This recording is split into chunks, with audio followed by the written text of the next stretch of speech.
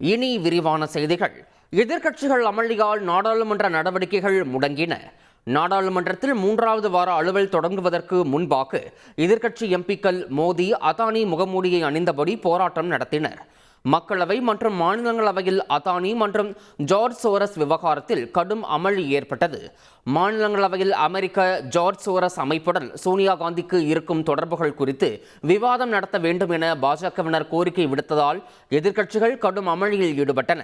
நாடாளுமன்றம் ஒத்திவைக்கப்பட வேண்டும் என்பதற்காகவே ஜார்ஜ் சோரஸ் விவகாரத்தை பாஜக எழுப்புவதாக காங்கிரஸைச் சேர்ந்த ஜெயராம் ரமேஷ் குற்றம் சாட்டினார்.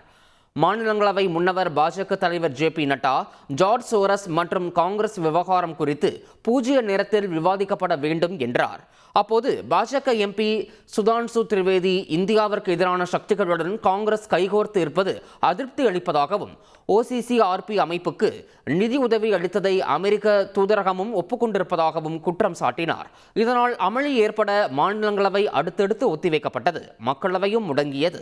மாநிலங்களவை தலைவர் ஜெகதீப் தன்கர் மீது நம்பிக்கையில்லா தீர்மானத்தை கொண்டு வர இந்தியா கூட்டணி முடிவு செய்திருப்பதாக தகவல் வெளியாகியுள்ளது. நாடாளுமன்ற குளிர்கால கூட்டத்தொடர் நடைபெற்று வரும் நிலையில் எதிர்க்கட்சிகள் தொடர் அமளி காரணமாக மாநிலங்களவை நாள் முழுவதும் ஒத்திவைக்கப்பட்டுள்ளது. அமெரிக்காவைச் சேர்ந்த தொழிலதிபர் ஜார்ஜ் சோரஸ் உடன் காங்கிரஸ் கட்சி மற்றும் சோனியா காந்திக்கு தொடர்பு இருப்பதாக குற்றம் சாட்டும் பாஜக அது குறித்து விவாதம் நடத்த வேண்டும் என மாநிலங்களவையில் வலியுறுத்தியது. இதற்கு ஆட்சேபம் தெரிவித்து எதிர்க்கட்சிகள் அமளியில் ஈடுபட்டதால் மாநிலங்களவை ஒத்திவைக்கப்பட்டது. முன்னதாக குறுக்கிட்டு பேசிய காங்கிரஸ் கட்சியின் தீக் விஜய் சிங் உள்ளிட்டோர் மாநிலங்களவை தலைவர் ஒருதலைபட்சமாக செயல்படுவதாக குற்றம் சாட்டினர்.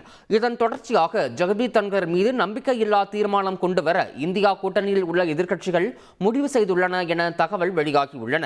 காங்கிரஸ் முயற்சிக்கு சமாஜ்வாதி, ஆம் ஆத்மி உள்ளிட்ட கட்சிகளை சேர்ந்த 70 எம்பிக்கள் ஆதரவளித்திருப்பதாகவும் தெரிய வந்துள்ளது. செய்திகளை உடனுக்குடன் தெரிந்து கொள்ள உடனே சப்ஸ்கிரைப் பண்ணுங்க.